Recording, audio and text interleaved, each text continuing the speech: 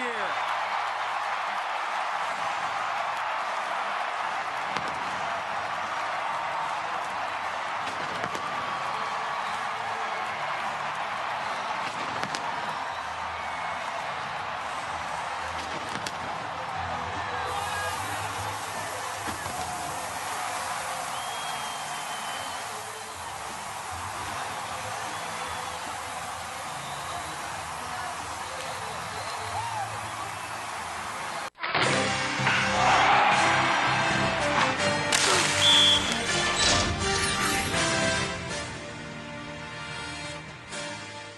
Hi, everybody, and welcome to the Half-Ass Sportscast. I'm your host, Ryan Faulkner, and my co-host, Mark Bergani, is out today with a bad case of diarrhea. So, sitting in for him is my friend Bono. Very unfortunate. That is the last time that he is going to Del Taco, certainly for the near future. Definitely for the near future. So they brought me in at the last moment. Some of you may know me as the Reverend Ryan Bono from You Can't Brew That on Television, and in true You Can't Brew That form, I brought beer tonight. Ryan, let's talk about this beer for a second, just real quick. This is Anchor Porter, delicious. It is, as I said, it's a porter, roasted, smooth, delicious. This is one of the best porters I've ever had. It's made in San Francisco. Yeah, it's very wet. It is wet. It's liquid, and liquids do tend to be wet. Yes. So, and tasty. All very right, good. Carry us forward. Well, let's see here. We're doing this a day early because of time constraints tomorrow, and also because I didn't want to do this during Game 1 of The World Series. Woo! Rangers, baby! Yay! Going to the World Series for the second year in a row. I guess we can just go ahead and talk about a little bit about that game because I did have the chance to go. No, Bono over here, he's a high roller. He gets to have he buys season tickets every year, so he was going to go. But or he did go. You went, right? Oh, I went. Let's say. I was there. Well, yeah, we were texting, so we both had the pleasure of being there, and what a game. Rangers going into that game could advance to the World Series. You had their guy who pitched in Game 2. Max Scherzer. Max Scherzer. He's a sinker baller, I believe. Yes. And when he gets that sinker ball really moving, it's tough on a slugging team like ours because those balls just drop at the last second, and he induces a lot of ground ball outs, and that usually those type of pitchers are very effective against the Texas Rangers, but not Saturday. Not Saturday at all. I was actually really worried going into that game. Well, not worried, but I didn't think it was going to be easy just because you're facing their number 2 because he did a lot of work on us. Oh, yeah, he's a good pitcher, and he took really good care of us in Game 2. So opposing him, I think what made me even more nervous was Derek Holland, the Dutch oven, and I'll be honest with you, after the first couple innings, he gave up those homers. And I was ready. I was wondering if Wash was going to give him the old hook off the stage because I really thought that he was going to because the leash could not have been shorter going into Game 6. Holland had already shown a tendency to blow games wide open, and when he gave up that first home run to Miguel Cabrera, one of the greatest sluggers of our era, and the second home run to what was it, Victor? Yes, it was. Yeah, the second home run to Victor Martinez. You know it, but to be fair, in the first 3 innings, those were the only 2 bad pitches he made. Yeah, his control was dead on for the first 3 innings, and then of course he sat and watched his team score 9 runs in the bottom of the third. He sat for probably 45 minutes, 37 minutes. Yeah, 37 minutes, and his arm cooled, and I think that. I'm hoping that that's why we saw a meltdown from him in the 4th, because he certainly fell apart in the 4th. Yeah, I think going out there, I think that's all you can ask is as a pitcher to have a little bit of confidence. And if you can't go out there and pitch with some nuts after getting a 9-run inning from your team, I don't know what's going to make you pitch with confidence. But he gave up that last home run, and you know what? I will say this though. I just said they should have yanked him. But I'm glad they didn't because once the Tigers pulled Scherzer out, I thought that signaled a lot for our team. Oh, I think at that point they knew the series was won. Yeah, when Scherzer came out in the third. So if we were going to pull Holland when we did, I think that would have made us flinch first. We didn't. We made them flinch first, and boy, they were through 4 pitchers in the third inning. In the third inning, and that is all. I mean, we were sharks smelling blood in the water at that point. The shuz and the puzz. They went through Scherzer, Porcello, and Perry. Was it Penny or Perry? Penny. I'm sorry. Was it Penny or Perry? Penny came in. I thought Penny came in later. Okay, I might have been wrong on that. One of them had a 27 ERA, so that was awesome. Yeah, that was really cool. We were pretty excited when we saw him coming in. It's like, wow. It really was an amazing game, though, as a Rangers fan, because after that third inning, the last 6 were essentially amounted to a victory lap. Just like it was just a parade. It was kind of like a party, and it was kind of like you were just waiting for this movie to be over. Because usually in the clinching game of an ALCS, the opponent generally puts up a fight, and very rarely do you ever have a game like this where the opponent just rolls over and dies early in the game, man. And the rest of the game is just one big celebration. Like, I mean, it was unreal. How big was Michael Young in that third inning, getting those 2 doubles? You know, I was really happy with Michael Young, and I'm glad you bring that up. Because when the stadium, Josh Hamilton came to the plate with 2 men on.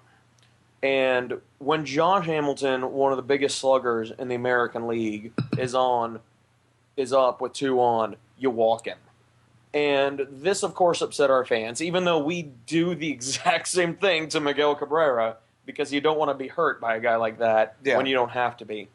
But the boos turned into a Michael Young chant by about the second ball. Mm-hmm. And the entire stadium was chanting the name of Michael Young, who up until that point had been slumping pretty badly. And he had been showing signs of coming out of his slump, but I really feel like that energized Michael Young. I feel like hearing the stadium chanting his name when he's in the midst of one of the worst slumps he's been in recent memory, in some of the biggest games he's been in a year, I think that hearing his name chanted really energized him, and I think that will change Michael Young. I think what Wash did was, said was very poignant. I mean, he's just like, hey, he's a hitter.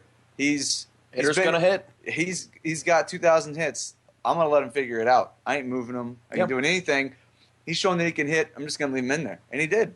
And he absolutely did, and he's really coming out of his slump. He's 3 for his last 9 or so. Yeah, I believe his slump. He was hitting. It was like 1 for 39. Yeah, it was 1 for something, and he was hitting in the low 100s coming into the second half of the ALCS.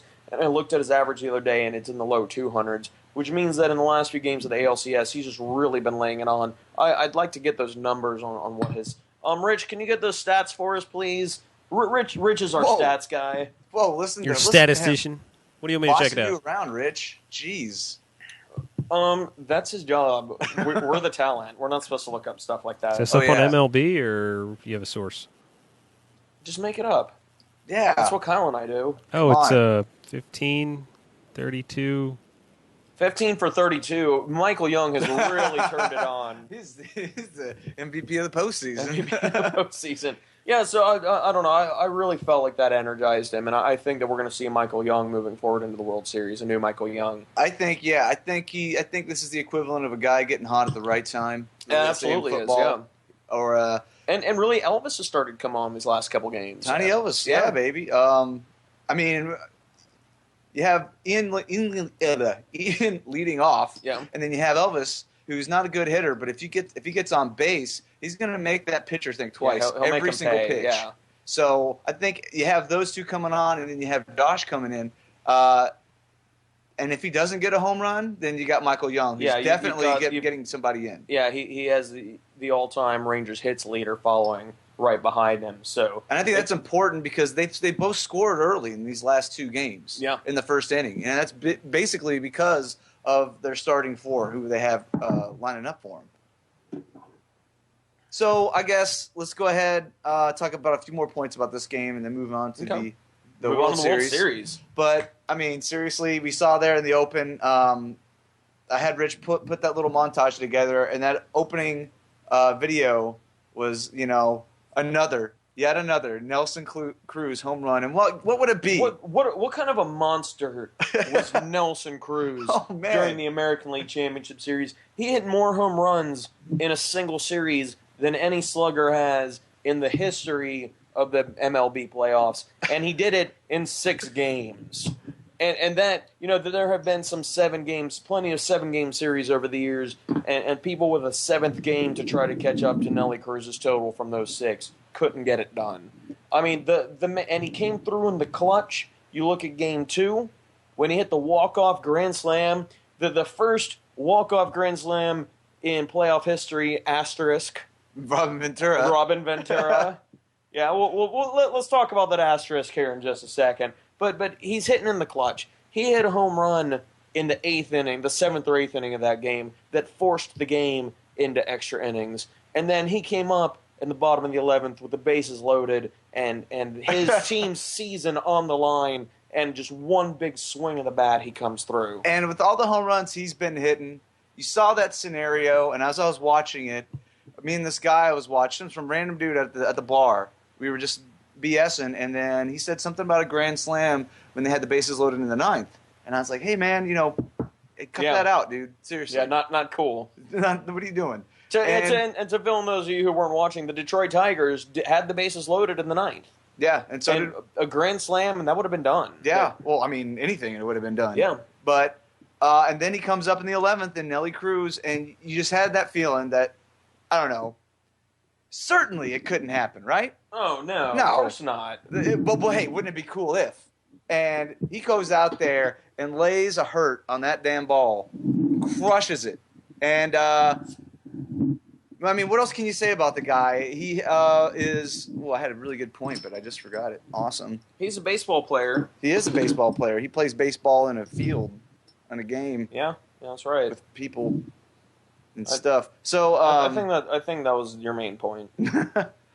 Oh yeah, he hit home runs for the cycle. Did you know that? Yeah, he did do that. Didn't he hit a single, a double, a triple, and a grand slam in one series. That's pretty impressive. That is very impressive. And he hit numerous singles. I think he hit 3 singles, two.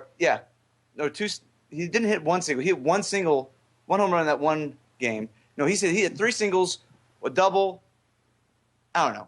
I know he hit a bunch of home runs. He hit multiple of one category. I know that. But the most impressive, of course, being the grand slam. And a really fun stat is that when you hit a home run, you get to go around all the bases and score without risking an out. That's very, So how's that Anchor Porter, you guys? That'd be very good for Miguel Cabrera. Oh, how can we talk about that grand slam and Nelson Cruz's clutch hitting without that frickin' laser that he laid on from outfield? What game was that? That would be 4? Game 4, yeah. Game 4. I forget who's at first. The Tigers are batting. I forget who's at first. Miguel Fat Ass Cabrera is at third. There's 1 out. There's a sac fly out to right field to Nelly Cruz.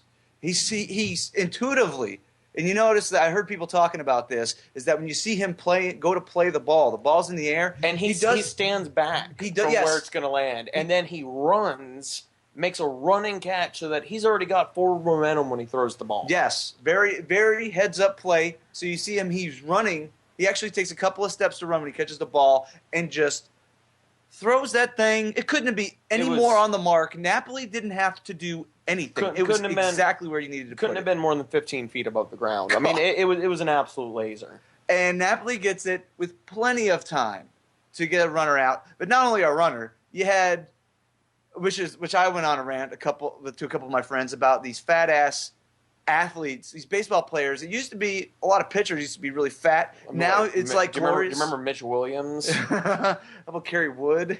Well, and other than pitchers, you had a few tubby sluggers back. You remember Kirby Puckett? Kirby Puckett was a big boy, but he wasn't as sloppy. I don't remember. My memory might not hold me as well, but I don't remember him being as sloppy fat as some of these guys, where it looks like It looks like somebody's grandma running at you.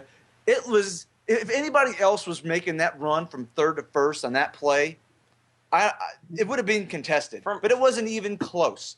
Napoli had plenty of time to set his feet, get in the perfect position to take the impact, and Cabrera didn't have a chance. Which I'm glad that we bring up this play, because I had a discussion with some of my Ranger friends my Ranger fan friends the other day, and I want to discuss it with you. MVP of the ALCS.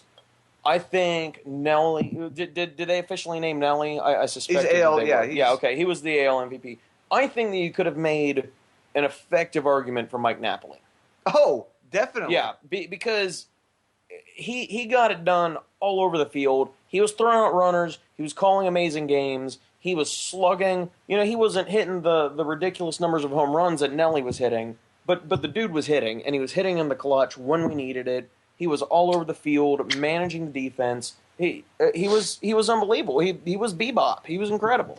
And an important part of that lineup, the difference that I see, and I guess we can start getting into the World Series matchup. Yeah, I think this is a nice segue into the World Series matchup. I don't think that the Cardinals have the meat that the Rangers do. The Rangers, I think, have a unique lineup in that they have your starting four. You got your good hitters, and then you got the one guy, Josh Hamilton, that can really power it through. Think about the fact that when you talk about the starting four of the Texas Rangers and how they're your good hitters, you're leaving out Adrian Beltre, you're leaving out Mike Napoli, you're leaving out Nelson Cruz. Those are your weak hitters in the Rangers lineup. Yes, and they would be in the meat of the order in 2/3 of the clubs out there. And that's what I'm getting at is that most kind of like it's cyclical, the batting orders. It is. But with this team, there's really almost no lull.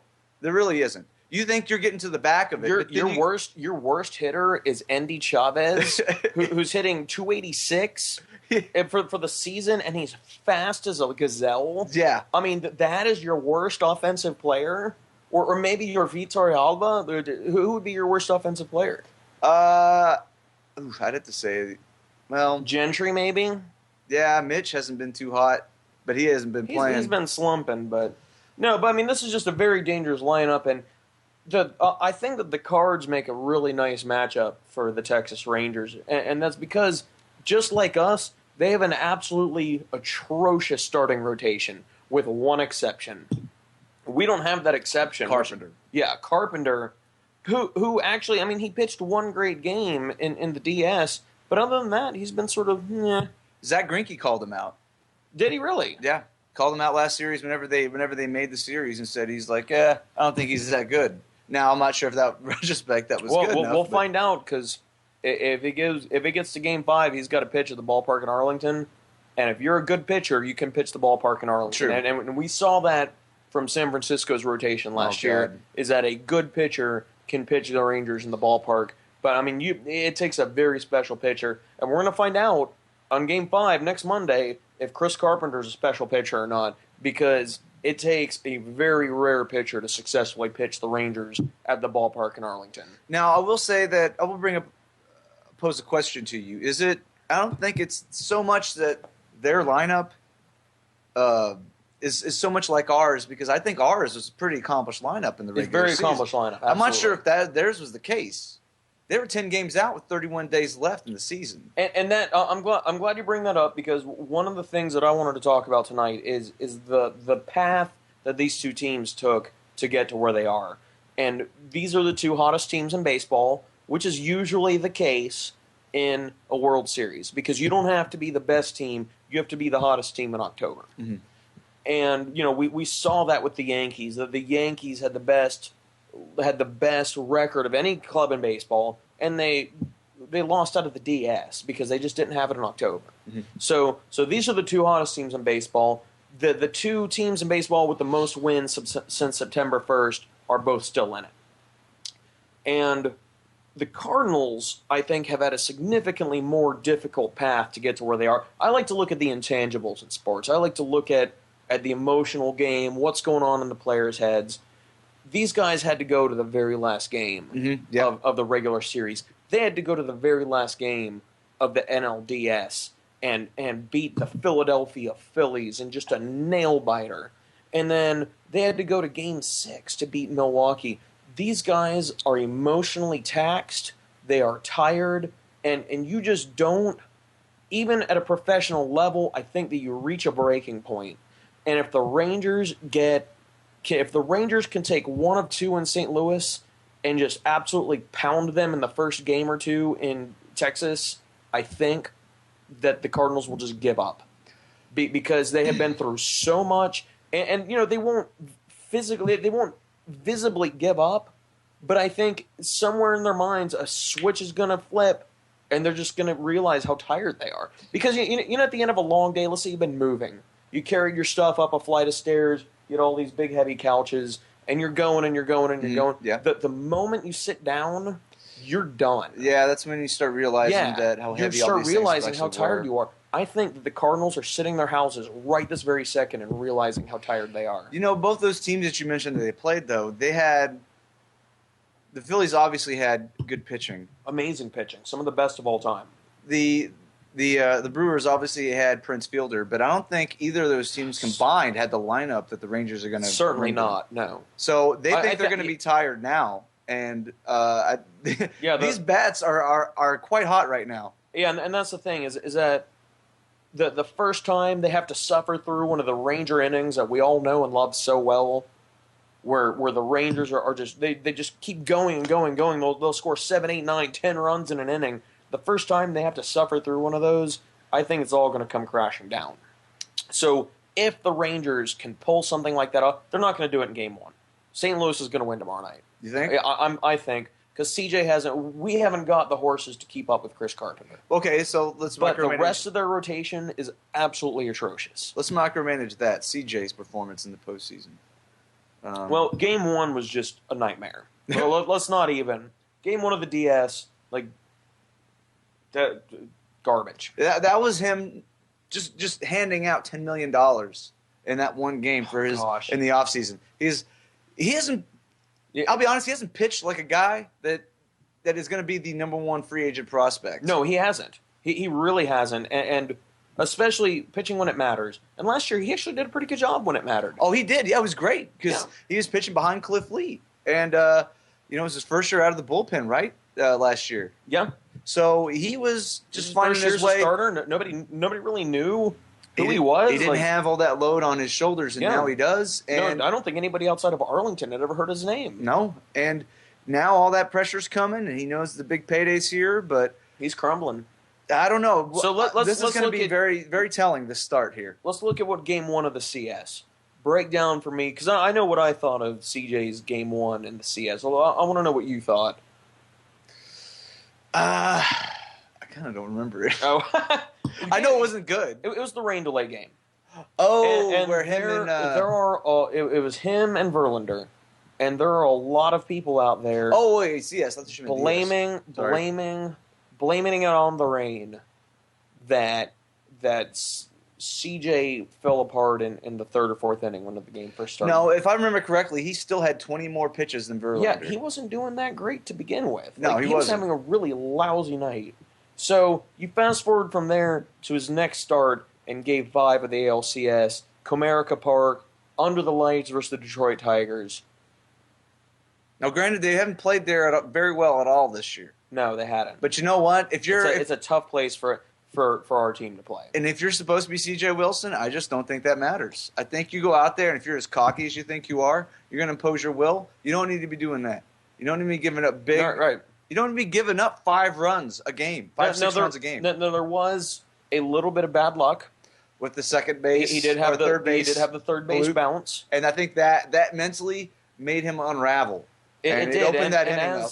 If you have visions of being an ace starter, if you have illusions of being the guy, the stopper, the one everybody turns to, you can't let something like that unravel you, and it did. Is there any way that the Rangers let CJ go?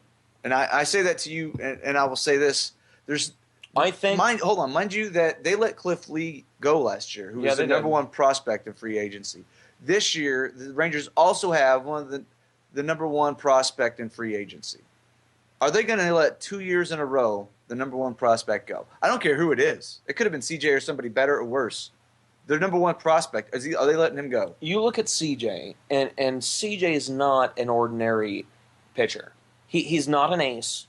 He's not a true ace. But he is one of a select group of pitchers, and Cliff Lee is in this group, and I can't even think of who else would be in this group. He's one of a select group of pitchers that can pitch the ballpark in Arlington successfully. Because you look at the careers, I mean careers that this ballpark has ruined. Kevin Millwood. Yeah? That guy had, what, a 1.13 ERA in Cleveland? Well, it was sub-2. Well, you also kept him around way too long. But Well, yeah, that's true. But he came to Arlington, and his first season he was in the high 3s, low 4s, and he didn't have any run support, but that doesn't explain his ERA. I mean, the guy just blew up. Chan Ho Park fell apart when he got to Arlington. We have seen this ballpark ruin career after career after career, and CJ can pitch it. He can do it game in and game out. And he can do it when it counts and when it's very important in the summer. Mm-hmm. A lot of pitchers don't want to come here because of the summers. Because it's a furnace. It is. You go out there for a 2 o'clock start, it's 105 degrees at first pitch, it's 107 by the end of the game. You remember Tommy Hunter when he was here? And about maybe halfway into the first inning, maybe like 10 pitches in, like his face would be the color of his red shirt. Like, I mean, that guy could do it. He somehow managed to draw every single daytime start. But it takes a special pitcher to do that, and CJ's got it, and I think we need to pay him whatever he's asking. Whatever he wants, he needs to get paid. And luckily for us, every time he starts a game in the postseason, I think Ron Washington might be slipping like dope into his cereal or something so that he pitches poorly, so that we could, or maybe the Express is like beating him senseless during the night while he's sleeping, or they've got to be doing something to keep his price down. down. He's turning him tonight. Yeah. Oh, I guess we can break it up to the sports here with a little anecdote. When I was in middle school, you bring up the Express. I was in gym class, and this kid was like bugging me, and he kept on like hitting me. He wasn't like crazy hitting, but he just like kind of like just bugging me. He kept on hitting me. I'm like, dude, cut it out. He wouldn't cut it out. So I waited till the bell rang. Everybody's filing out, and I come up behind him, and Sucker punch. I grab him by the neck, and I just start beating the hell out of his face. Fight gets broken up. We both go to the principal's office. I'm sitting in the principal's office, Mr. Campbell's office, and then across the way is the nurse's office. I hear him open the door to go talk to David, and he's doing the little kid hyperventilating talk. Right. I know. He's like, David, you got to calm down. David, calm down. He just closes the door, and he walks back over here, and I'm like, oh my God, I'm in so much trouble. And he closes the door. I was like, now I'm really in trouble. Look at it. He's going to beat the crap out of me. No one's going to see. He sits down in his chair, and this is like 3 or 4 days after the Robin Ventura incident. He sits back in his chair. He's just like,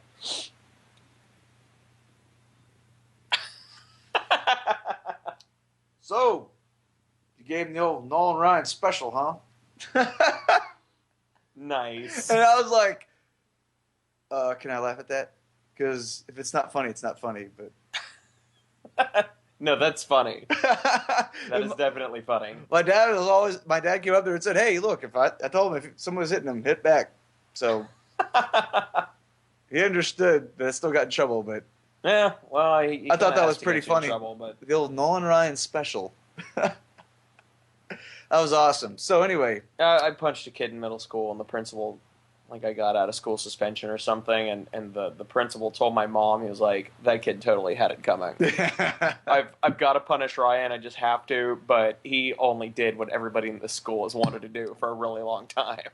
Speaking of the whole incident, why don't you give the viewers a little anecdote about about the opening day next season? Here's a fun scenario for everyone. And I called my old man on the way over here. I think he's going to be watching. Dad, I hope you appreciate what's going to happen, because my dad is a Chicago White Sox fan. Ooh. And The Chicago White Sox, as many of you know, recently hired Robin Ventura to be their new general manager. In other news, the Chicago White Sox first. Whoa! What are you doing? It stuck to my bottle or my. That's messed glass. up. The Chicago White Sox first game next season is right here in North Texas against the Texas Rangers. So we're going to have the president of the Texas Rangers, Nolan Ryan, and the manager of the Chicago White Sox, Robin Ventura, in the same stadium at the same time. I can't wait. It's sad that it like the World Series starts tomorrow, and I'm just sitting here going, I can't wait for opening day. I can't wait because I'm really hoping that they do something. I want a first pitch, and he hits him. That'd be cool. If Robin Ventura embraces it and becomes part of the joke and just like accepts the joke, I think that it'll make his life easier. I'm calling you out, Nolan Ryan. Yeah, exactly. WWE style. Yeah, I mean that would be Someone throws a great. chair. Listen here, Nolan Ryan. I heard you've been talking a lot of trash. That's silly, Rich. Frankie Francisco doesn't play for us anymore. He's the chair thrower. Oh my God! Well, good that we don't have what's his face throwing at people's heads all the time. Vicente Padilla. Vicente Padilla. I loved that guy. Oh my He God. didn't take any crap. Like if you looked at him funny, he'd peg you in the face. It's like Tony Montana, Yes. like the pitcher. You looking at me, man? Hey, who You you looking call at a me? monkey, man? That guy.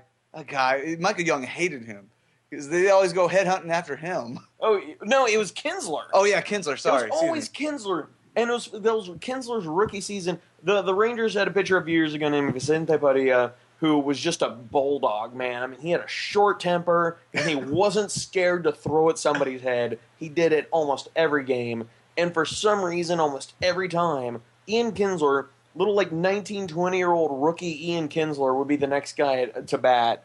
And every single time, Kinsler got thrown at as revenge for what Padilla had done. Yeah, it's just like Kinsler comes to the mound wearing a concrete helmet. Man, he almost had to. That guy, poor guy. He hated him. I can just see like Padilla throwing at somebody's head, and Kinsler's there at second base, going, "Oh God, here we go." Hey, jerk. Hey man, can you give me a break? Yeah, Jesus.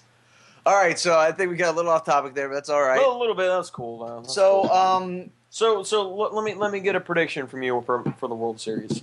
I think we can split in St. Louis. Okay, We'll be in good form. I think we can do that. I think we can take Game 2. Come back here 2 or 3, Okay. and then win one of those there. Probably Game 6. I'm not going to. Not totally piggybacking on Nolan, but I think you get. Obviously, if we win 2 there and we come back here, I expect to close it out here. But I expect just 1 there. That's all I want. You're probably not. Game 1's gonna be the hardest to win. If you win Game 2, come back here. We'll see what happens. But I'm saying Rangers in 6. I don't think they can hang with our bets. I keep going back and forth between 5 and 6, just because I think that once the Rangers get any sort of lead on the Cardinals, I think they're just going to crumble because that they are so taxed and they are just so emotionally worn out from the last month and a half of 2 months of baseball that where every game has been this important, every single game. But I think Chris Carpenter gets it done in Game 5 and pushes it back to St. Louis, where the Rangers win it in Game 6. I don't think Carpenter's going to get 2. I don't know. I'm very interested to see what Carpenter's got up against this lineup. You know what? They hit Verlander. If you're going to say Carpenter's not as good as Verlander, then I'm going to say we can hit Carpenter. I'm going to change it up. I'm not going to say Carpenter gets it done. I'm going to say CJ coughs it up. Because you don't have to think about the Carpenter versus the Rangers matchup. You have to think about the Carpenter versus CJ matchup. And I think Carpenter can win that twice. The rest of the rotation is very suspect. The rest of the rotation can easily blow the next 3 games. So, unless you have anything exciting, I think we're ready to wrap this up. Oh, man. I do have something exciting. Oh, It's called Game 1 of the World Heck Series. yeah, buddy. Boom! And I guess that will probably do it for us this week. Shout out to Mark, who, much like his Brewers, he's sitting this one out. Shout out to Nick Barnett, who sent me a text from Seattle a little while ago that said, "I am watching a bald fat ass on the internet." Well, I have hair, dude. So, ouch. I think that might have been directed at me. Well, he's been watching the TV for a while because the Mariners haven't been in it. So, yeah, that's true. I'd rather watch your sweet bald mug and the Rangers in the World Series than live in Seattle and have crappy baseball. Wow. And crappy football. We went there. We had crappy baseball here for a really long time. We still have crappy football. Hey now, easy cheesy. All right, well, what are they? 1-5? No, they're like 2-3. Ding dong. They're having a great season. You shut up, you stupid Sooner fan. Actually, according to I don't watch the. Go ahead. According to Colin Cowherd. Oh, okay. Hold on. Preface that. Yeah. According to Colin Cowherd. Okay, take it for what it's worth. He still gives the Cowboys a chance because he asserts that they have played the tough part of their schedule. And that because they went to SF and won at SF. That's proving to be a more difficult game exactly. than it Who was. knew at the time how difficult a win that was? And they gave New England everything that they could handle in Foxborough. So he's not writing the Cowboys off, and I don't think true Cowboys fans should write him off either. I don't watch the NFL, but if I'm a Cowboys fan, I'm still not writing this team off. They're only just from what little I know. The only saving grace is that the East is so bad this year, and that's exactly it. If they can get their S together this late in the game or later in the season, that's yet to be seen. But that's very important. That's going to play a lot. That goes into the San Antonio Spurs. Just knowing when to turn it on. They'll spare you to death, but after the All-Star break is when they used to be able to start knowing when to turn it on to ramp in the playoffs. And if the Cowboys can do that, that's fine. But there's nothing right now that leads you to say that they can because the running game sucks, their line sucks, the wide receivers are suspect, and their quarterback is constantly under pressure. So it's they also there's nothing to look really good at right now. They also, the one thing I've noticed on the Cowboys is that they have a really hard time scoring more points than the other team, and that you'll never win if you can't do that. Great point, Bono. I think we're done for tonight. So we've been really sportsy tonight, Rich, haven't we?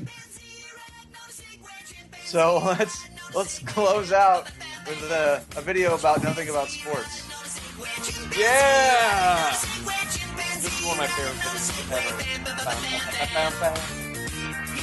Got a helmet on and overalls and don't that lady look surprised? Yeah.